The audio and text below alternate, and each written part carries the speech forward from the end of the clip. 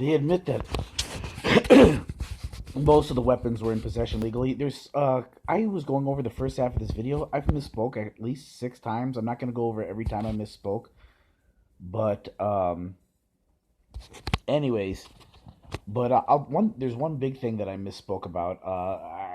It was the Cossacks that claimed that they were invited there, and then the Banditos said that's not true.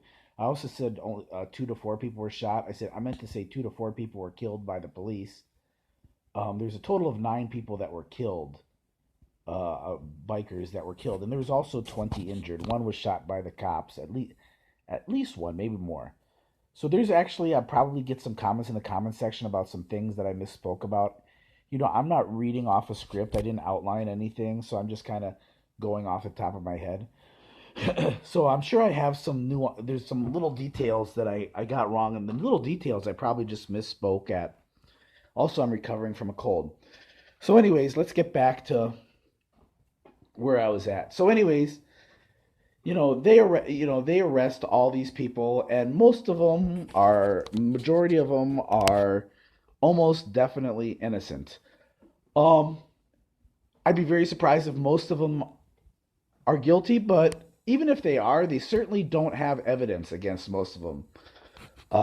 If you ever look through the warrants, I was lucky enough to look through the warrants. It's basically they have the same information on most of the warrants, just a different name. That's what I meant by cookie cutter, fill in the blanks evidence. So, anyways, they arrest a bunch of these bikers and they label them all gang members. Well, many of the bikers they arrested were members of the Banditos, which law enforcement has accepted as being a gang.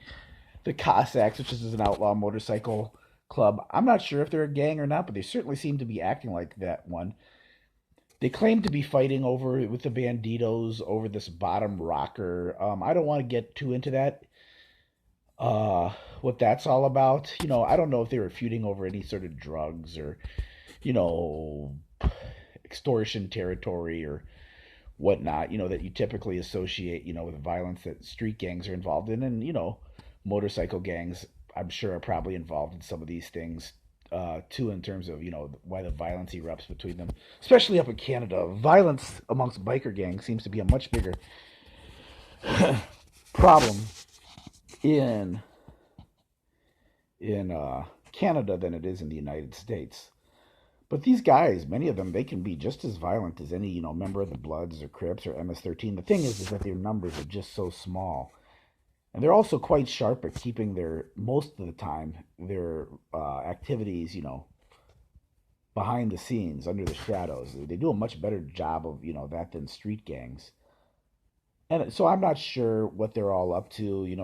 They say that, hey, look, we're just law-abiding motorcycle club. And, sometimes some of our members engage in some criminal activity, but that's not associated with the club. I'm not buying that. Whether they're whether they're like the Banditos is this international organized crime syndicate, like the feds claim. I don't know if that's true. I don't know if that's true either. So I can't claim to be an expert on these guys. But anyways, they label all the guys that they arrest gang members. That's what they're selling to the media. Even though many of these guys belong to clubs that had never been considered gangs. Pardon me. I really am covering from a bad cold. Some of these belong to clubs that had never been considered a gang before the brawl.